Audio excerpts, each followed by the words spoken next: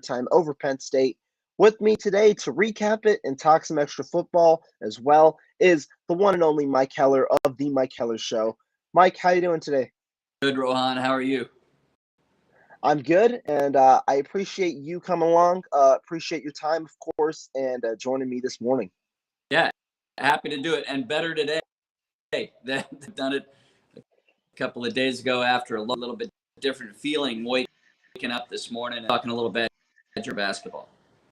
Exactly, man. Because we get to talk after a win. Feels like it's been a little bit of a tough ride recently for the Badgers. You know, it's been up and down. When they've gotten a win, they've been hit back down, and now they come back on the come up. Let's say that. So we'll start there. Badgers win yesterday. When you were going through the game, kind of what was your feeling with the Badgers having the early lead, and then Penn State shooting lights out before the win? I just thought Wisconsin was. I thought they were more aggressive in the post with Tyler Stephen Crowell. I thought they were more aggressive movement. At times stagnant. Last night I never saw them get. There were lots of very. I thought the movement last night was fantastic, but I also think it begins what they were doing on the block with Stephen Crowell and Tyler Wahl. And the only issue there was when the stripes began to insert in the game, put Wisconsin in a little foul trouble. That was the biggest obstacle to overcome last. You know, this should go back to a football month. That was a grit factory. That was a gutsy win. Outwork them, out tough them, out. You know, goes back to the factory hats that football had. Was what last night was, and offensively, simply better. I thought because they worked harder.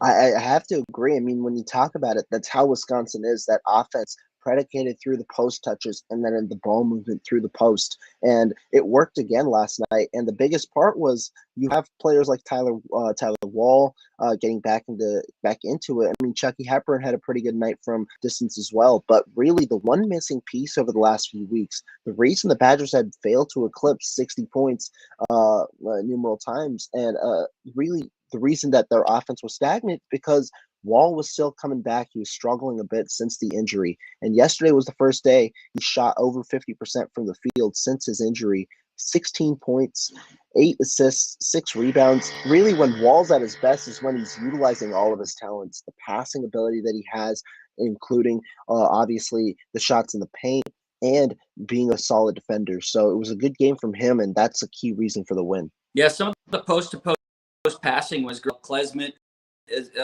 also included. Interior passing was led to some open looks rather than all of the contested backdowns. Last night, a seed game, right? He shoots lights out. It begins and ends with what Stephen and Tyler Wahl do down the post, and we're just better than what they saw, and we haven't seen that in a while. It was Wisconsin wins last night, and they now have a fighting chance. I don't know that last night was going to be eliminated from it, but if Wisconsin would have lost last night, that uphill climb that faced them forward was going to be really difficult. At least they put themselves now in a position that they can find success in Lincoln on Saturday, and then come back home and their first, this year of the two that remain down on the schedule run with Michigan, themselves in a position to make a viable case. I think they moved up in the net rankings from 77, 6th quad 1 win on the net, 6-6.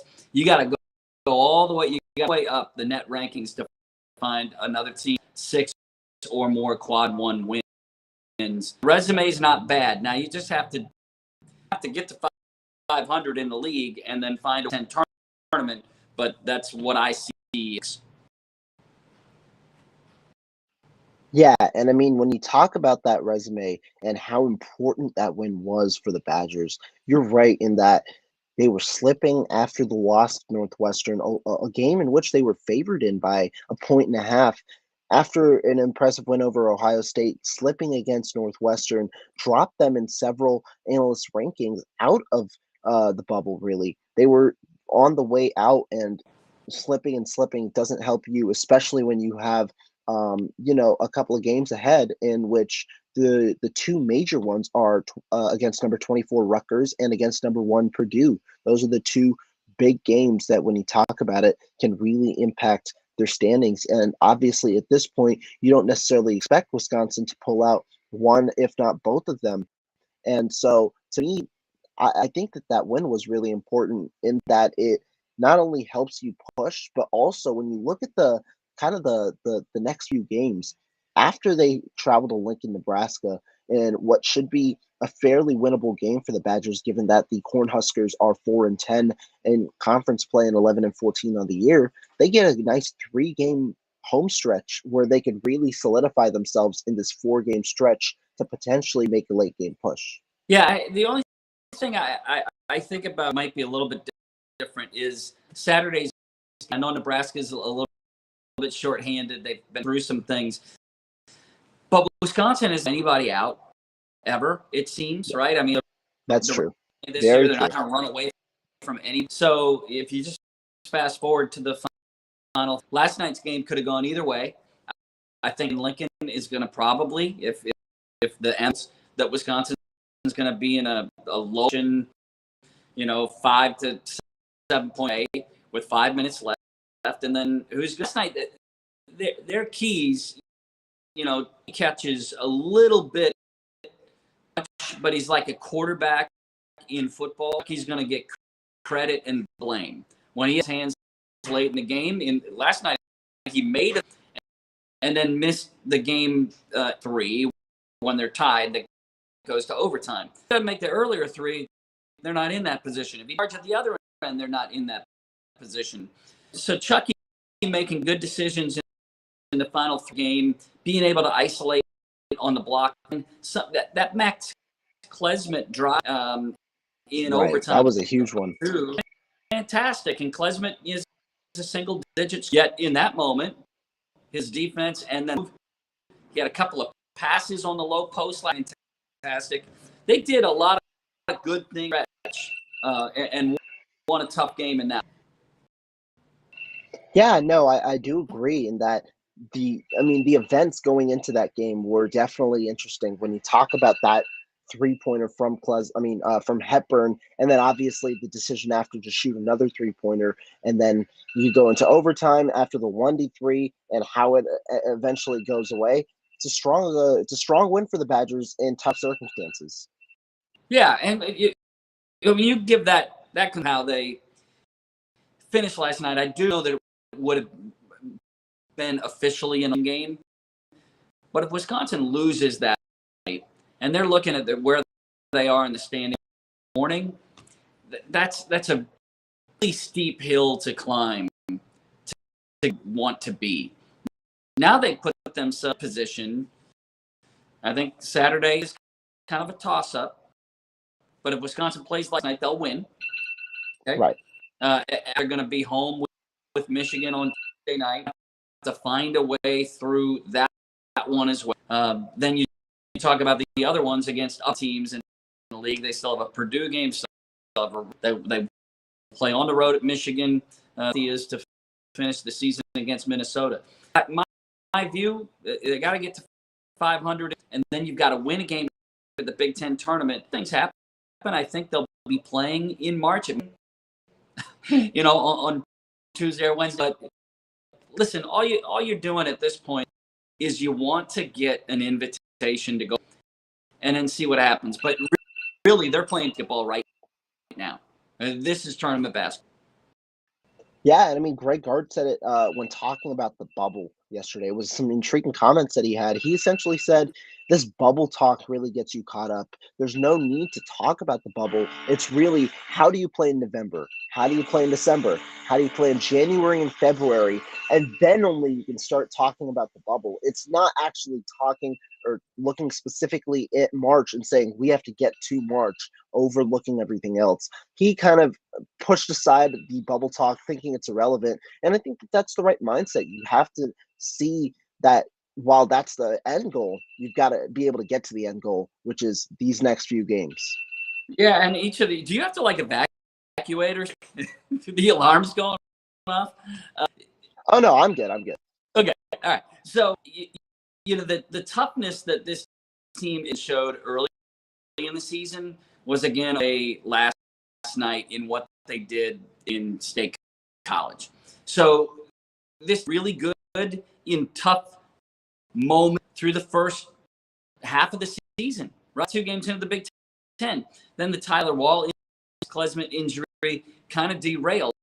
And came back. You mentioned it earlier. Did he look the best he's looked this season last night since the injury?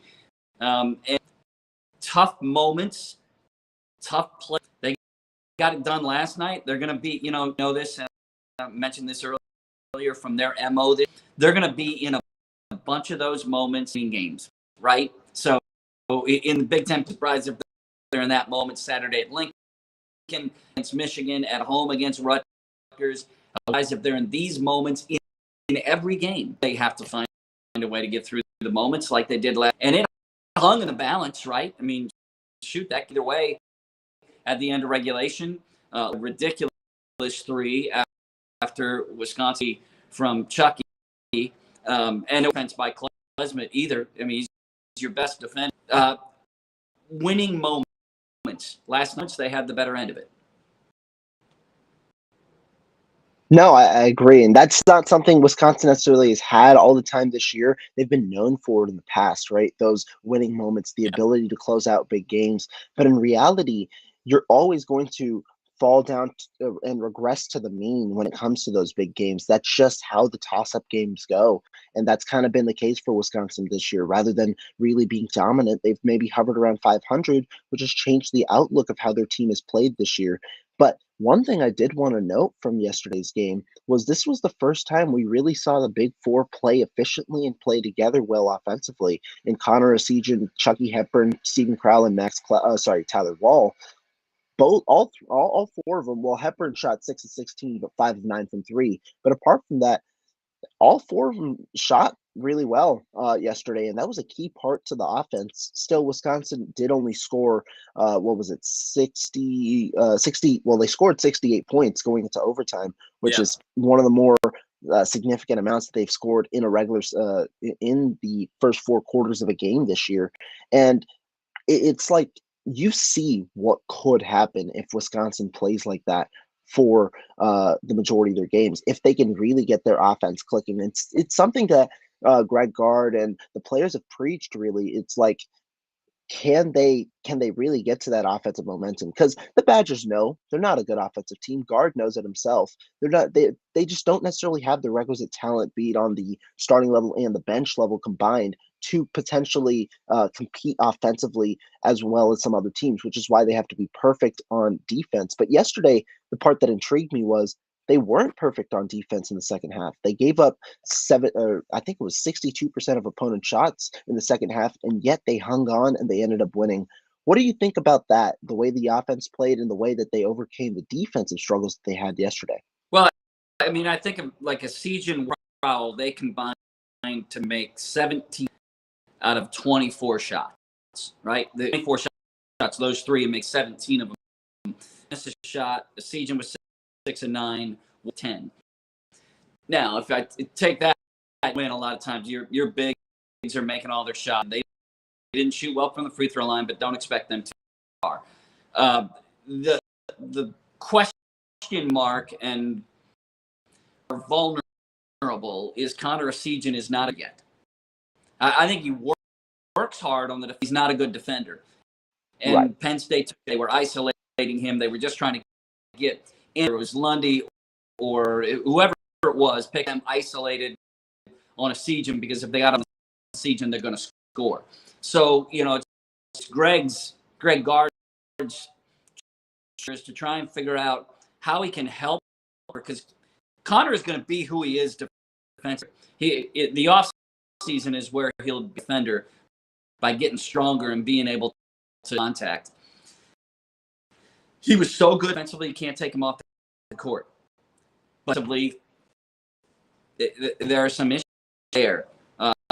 This team was super with the ball last night on the offensive end. They needed every last one of them just to play into overtime and then win it. You know, I love their toughness.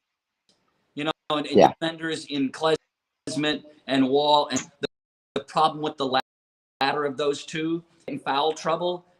Carter Gilmore is the offender of the bigs that you can bring in and done. So when this team is in trouble, when Tyler Wahl isn't on the court, that becomes an issue. Last night, right? I mean, he played, if I'm not wrong, didn't he take 5 shots against him in the loss? Yeah, 5 shots only. Wahl takes 10 shots. He doubles it. But he's also active on the glass. He gets six rebounds and 8 assists.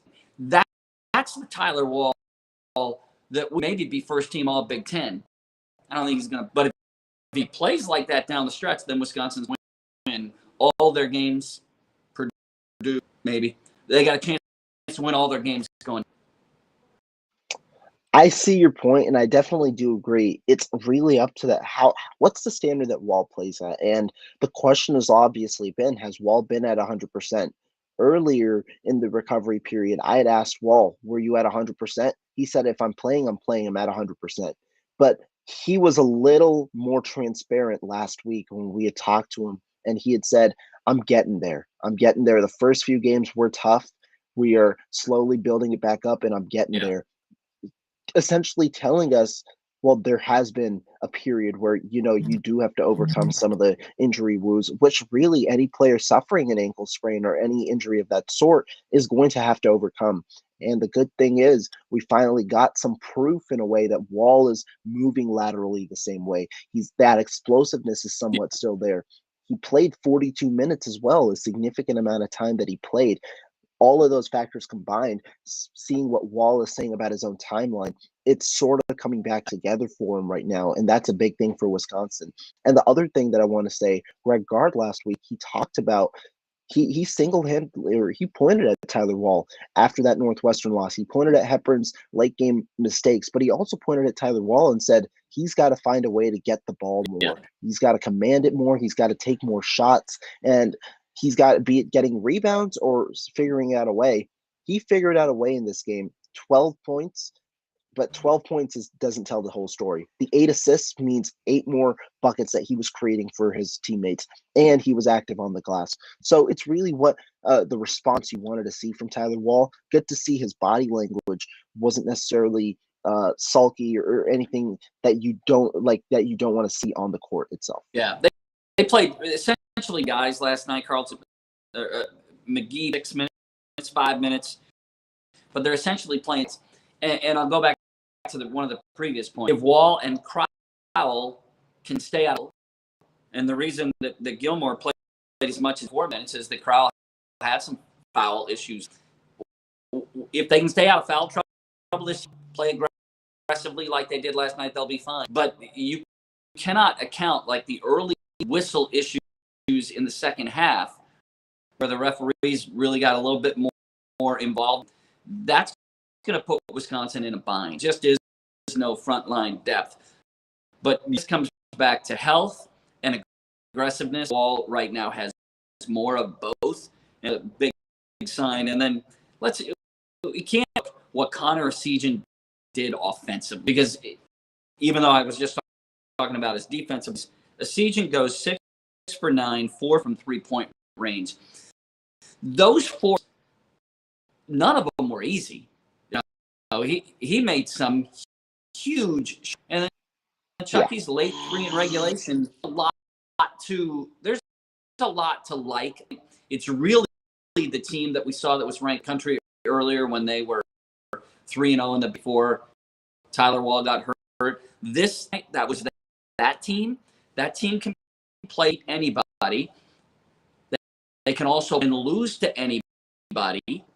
But like what we saw last night, maybe we get more of that in games. I do agree. And I think that upcoming, how do they sustain momentum? Which is why, like you pointed out earlier, this Nebraska game is going to be intriguing to see. It's a team that it's a toss up, but they should be able to beat. It's not a team that really is stronger than them necessarily when Wisconsin plays the way that they do. But they haven't been able to sustain consistency since they've gone 11-2 earlier in the year. And so, Yeah. can they do that? That's a question that we'll see on I think Saturday when the two teams play. Yeah, 3:00 on Saturday earlier. This game in Lincoln, and then 3 straight Michigan, Rutgers, and Iowa, and then you go to. This is your opportunity. You dug yourself, climbed up a rung on that ladder, trying to get out of the hug, and let's see what they can do at Lincoln. And if they then shoot, it becomes a really positive spin, and they'll be playing with momentum. Home against Michigan. Remember the last time Michigan Center, how much fun that was. So that one with Juwan Howard on that side, see how the post-game handshake works. And then really good Rutgers team and an Iowa team that you're, but without one of their best players into Madison. And that 3-game homestand, if you can, that 3-game homestand puts you in a position to do a lot of work. A selection committee from the net rankings, view from the outside looking in, but just internally, that locker, they can find some success here in Lincoln and home. They're going to be playing with a lot of confidence for who they were when they were in the top country and 11-2 on the schedule. Not only that 3-game homestand, when you talk about this 4-game stretch overall, in the Big Ten tournament and really in Big Ten seeding, it plays a huge role because the Big Ten teams have been entrenched together really this year, despite the wavering records. Wisconsin's still only a game and a half away from Northwestern, who's the number 5 seed right now in the Big Ten tournament, and that also goes a long way in talking about the selection committee and March Madness as well. There's so much jumbled right now in the middle. Everybody's 7-5. Wisconsin 7, but that group right in front of them 7. You go ahead and win, and you get some teams that are 7, and then you get to 7-7. If they go on a little run here, they could win 3 of the next 4. They're going to move up to top 6 in the league, in 10th, where they certainly occupy, where they currently. Right, and I do want to point out a solid part of that, which could be a game factor decision in all of those 4 games, given how Wisconsin plays close games. Late game decisions. Last game against Northwestern, we saw Chucky Hepburn take the last 4 shots for the team, sunk one of them, 3 other shots he missed. Wisconsin, who had kind of a grasp on that game, ends up losing that game by 2. What were your thoughts on the 4 shots that he took and on his comments kind of afterwards if you saw him?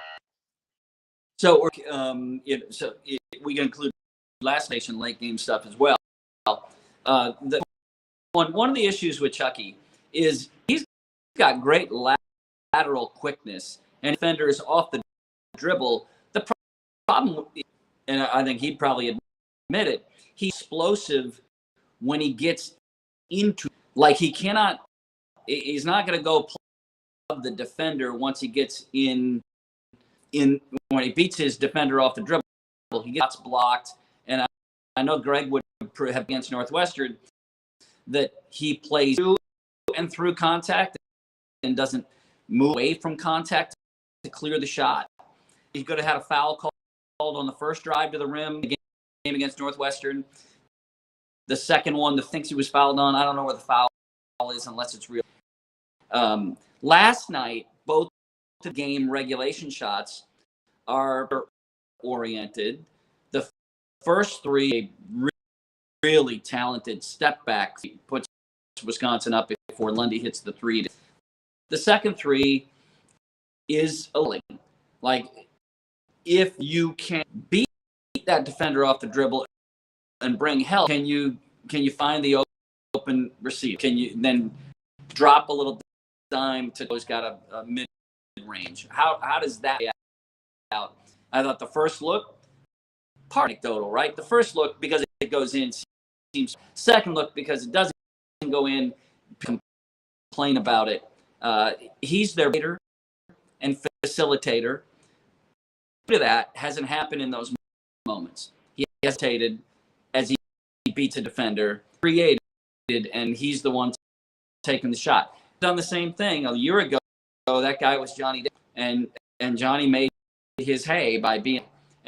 And then later they did something, and I'd love to see in that end of game tonight when it's tied in regulation. I was seeing Chucky make a move to the paint and then drop a pass. That's I think remember he is a true. Every one of these, every end of game experiences will pay dividends when he is a junior and a senior.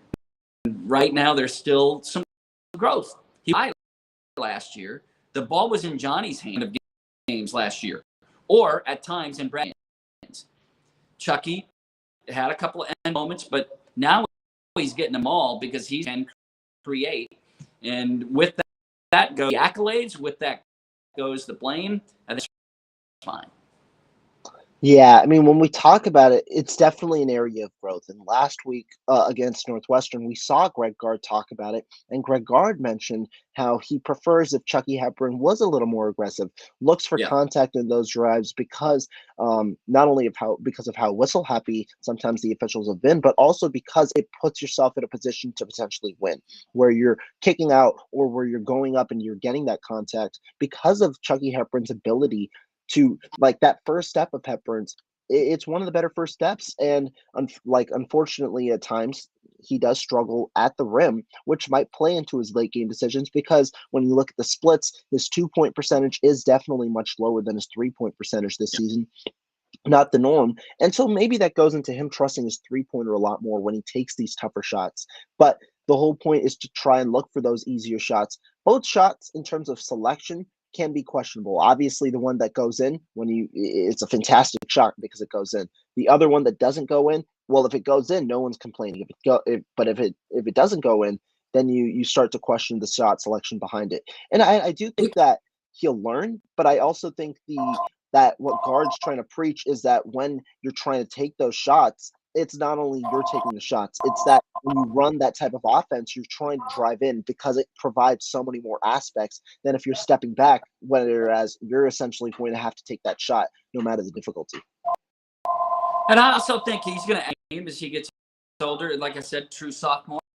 Add that little floater, that teardrop just inside when he gets the defender on his back and they've kind of switched and they're not there. He's going to take that shot compared to the NBA, but Drew Holiday can do that. There's a lot of upper echelon college NBA players that when you get inside them, that they're just as good at taking that footer as they are getting to the rim. Chucky, there's a lot of elements to his game that are going to continue to grow. I love who he is. I mean, I think he's doing all the right things.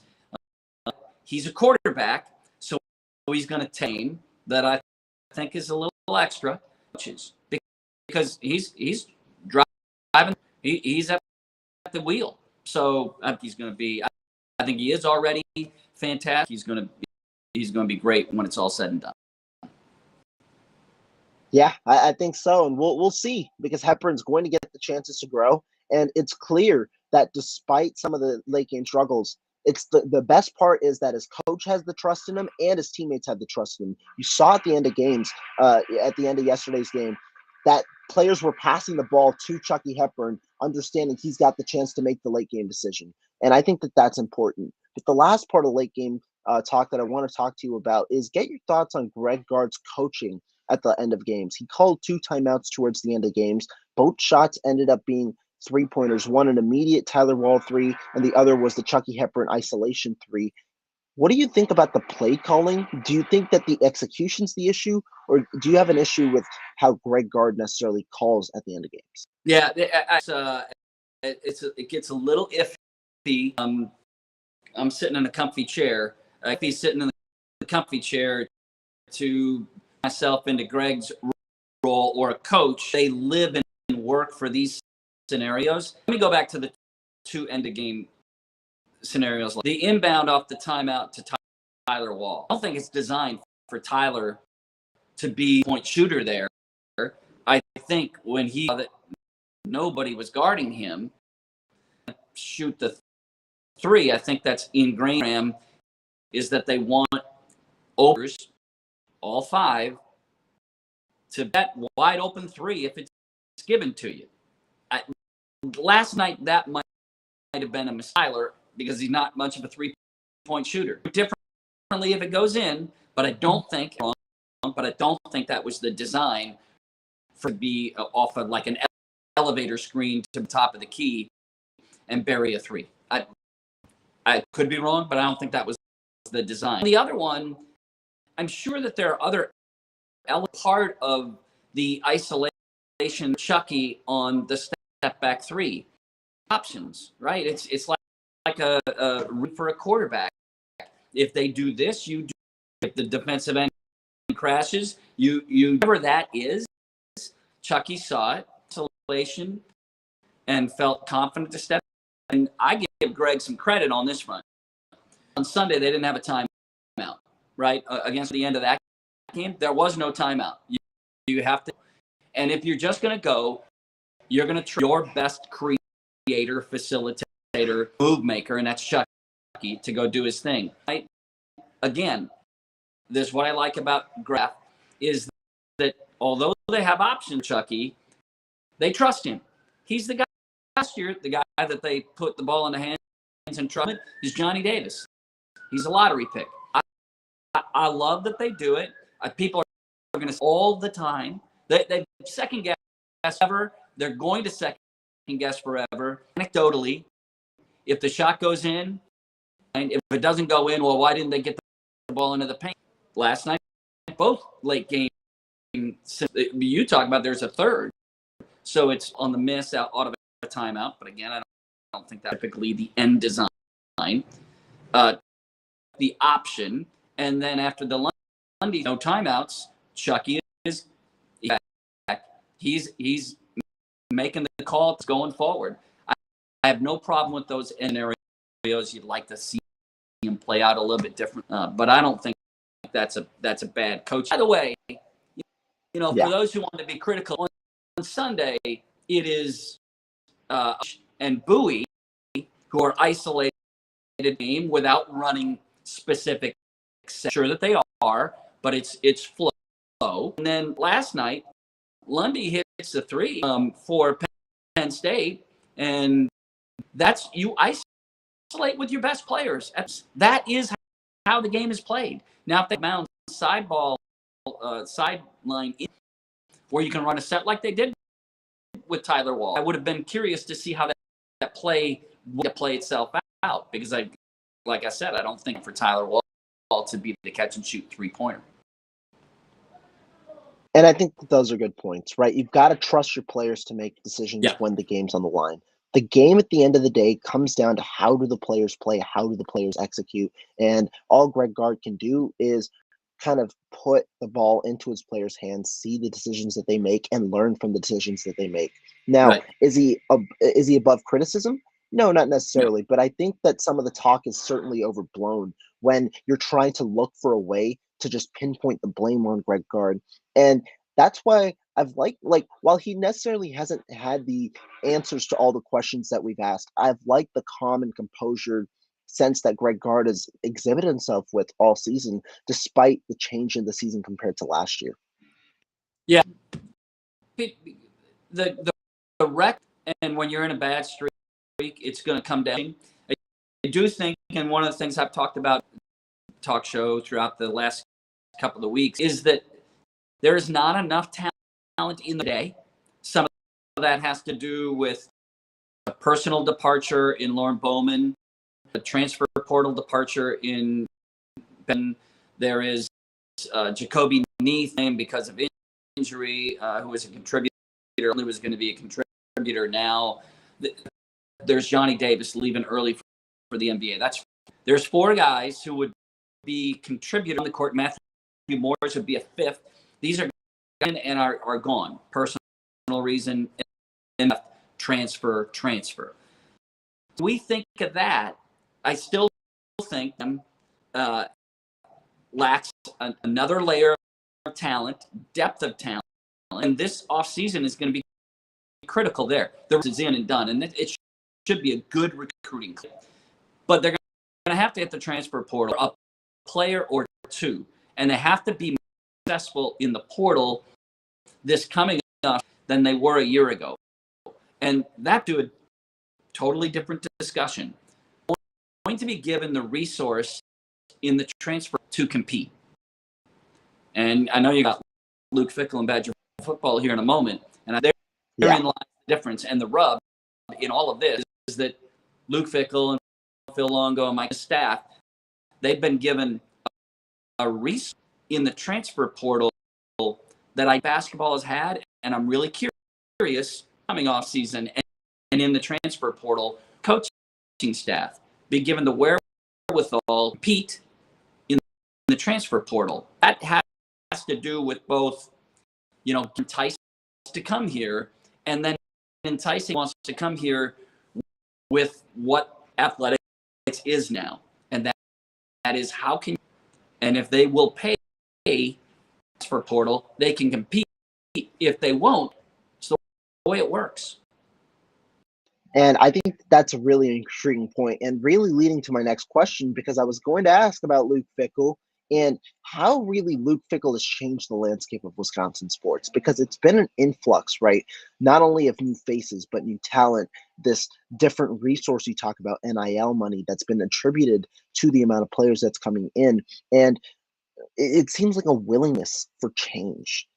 How do you think that's kind of changed the landscape of Wisconsin sports? So I would argue that it was set up that they were going to make these changes. McIntosh and his core group at the top of the department looked at what Wisconsin was doing, at numbers of people that were attending, house attendance, but the scan tickets going into this. It wasn't a great home schedule regardless, but a couple of those games in the 5 to 58,000 range scan tickets. This program will not compete with else in the Big Ten if they don't have you excited. So I think two things happened. One, they decided and went outside. In going outside, I believe that they set it up in enticing Luke Fickell company to come here, and Luke Fickell wouldn't have come if they didn't have a plan of attack to compete, an financial plan. That Phil Longo is one thing. And coming here is a big deal because it changes mentally. It allows the offense to bread and butter the running game behind a great offensive stays. But it's different because now they're running into 7 and 8 man boxes because the defense, we don't believe you can beat us in the air, take away what you do, and make you fight us one hand. Phil Longo can change that because in the throw game. But I believe that is involved in it, but the financial plan, we don't know, right? So we're talking about writing about elements, and none of them are public. How much Luke Fickell makes. We know Phil Longo. We know what they're paying Mike Tressel. What we don't know is you're giving to Nick Evers and Tanner Mordecai. We don't, it's not public. We don't know it. We know others that there's been a lot of money at. I don't know if there's a lot of money here. It's a very subjective question, but Rashida was at Florida for $13 million, vaulted on that. Now he's at Arizona State. Nothing. Right. All of that comes into Wisconsin and what they Fickell and the coaching staff. It begins McIntosh, the alumni base, and those to write some checks to play the game. And I say this without knowing, but I think that's the great difference now in the transfer portal and recruit is that Wisconsin now has the compete on the financial leveled playing surface with the teams that otherwise they couldn't get it done. I agree. I think that's been the big change, the willingness to Yeah. do something different, because over the past seasons, the reason everyone will point to Christ, everyone will point to the lack of recruiting, but recruiting in today's world is changing. Yeah. It's coming with this sense of NIL money, and when you sense the change to Luke Fickell, you had to understand that's going to come with certain parts. Not only was Fickell going to be paid a contract upwards of $7.5 million a year, but you were also going to pay his staff, and you were going to pay for the players that were going to come over. And now you see this influx. And do you think that this influx of talent and the way that the football program has gone has changed the outlook of people's thoughts on Greg Gard, the guy Without who's been the status quo? Yeah, without question. It changed the view. Look at the football program. We need to do something. Basketball can do the same thing. Listen, football is the engine that drives the athletic budget. It is the engine. It is 1A, it is 2A. Football is the sphere. Basketball is a market for an athlete at a Big Ten institution. The first thing they have to do is they football. Now, if you want to make the change, I think basketball is that seat getting warm. Are they going to do something? No, they're not going to do something now, although I was fooled as well with football. I didn't think they were going to do it. Basketball to not be put on notice. I think they all recognize that has to change. I don't believe it's a style issue. I don't believe it's a coaching issue. At its core, it's really a recruiting issue. Resources in recruiting. It is this player who is getting offered at that other school is saying, hey, and we can get you this every month. This is monthly payment to come here. This is what has Wisconsin closed waters yet? They are right now at a ball. Will they get a budget to play in basketball? And that's what I was talking about a few minutes ago. Transfer portal. And then this is the ultimate right to everybody. Luke Fickell hasn't coached Wisconsin. I think he's going to be successful. I think it's going to be a very good rolling forward. But, I mean, hold your horses on where we're going here. It really good. The recruiting and the transfer portal is fantastic. But they won't play against Buffalo in September. And they're going to go to Washington State. And then they're good home Big Ten schedule next year. The Buckeyes of Ohio State. And a year later, that includes Alabama. So let's let some of that play out. I'm excited about what they can do. And from a basketball standpoint, football is going to impact them yet, because we're talking about totally gapes and commitments right now by the university. That's some really cool insight from you. Obviously, you talk about the different landscapes, and you're right. I think people need to understand that while there's this huge excitement about football, that's also the driving factor in an athletic department. Football is the bread and butter of college sports. That's where the athletic department is going to get the significant amount of its revenue. That's really the number one thing. Basketball is there, but it's a slight number two, obviously, to the predominant number one of football. And that's why I'm intrigued to see, does Wisconsin make a change, because of understanding how difficult it was this year when they were the ones that were losing to the transfer portal. They lost to the transfer portal. They did gain Max Klesmit and Kamari McGee, but they really lost the depth that they required from the transfer portal, and that was a huge part of it. Do they make a change? And if so, I think we start to see a little more promising returns next year from the basketball program. Yeah, and I think those changes won't be personnel. I think those changes will be commitment to the basketball program to compete in the transfer portal. Like I said earlier, it's a very, very important off-season transfer portal for this team to bring players. Max Klesmit has been he's the best defender. He's a great role player. His toughness is they need a player above that, or two of them, to make this team, the recruits that come in and the growth of Connor and Chucky Hepburn this team even better next year. I don't think we're even that to a time of change. I just think it comes from a commitment, and let's see what he's willing to do there. I agree. And I like that you point out Max Klesmit because in the midst of all this transfer portal talk, it feels like at times he's been overlooked because of the Yeah. unfortunate reality that Wisconsin lost some players. Max Klesmit has been a phenomenal ad. And if he was playing as a role player, which is the role that he's playing, if he was viewed as a role player rather than this huge get from the transfer portal that people are expecting given the loss, I think it would be a lot more positive because he really has been a very good player for Wisconsin. Reminds me, if you go back from body type, but he's a glue guy, and it's like Josh Gosser was.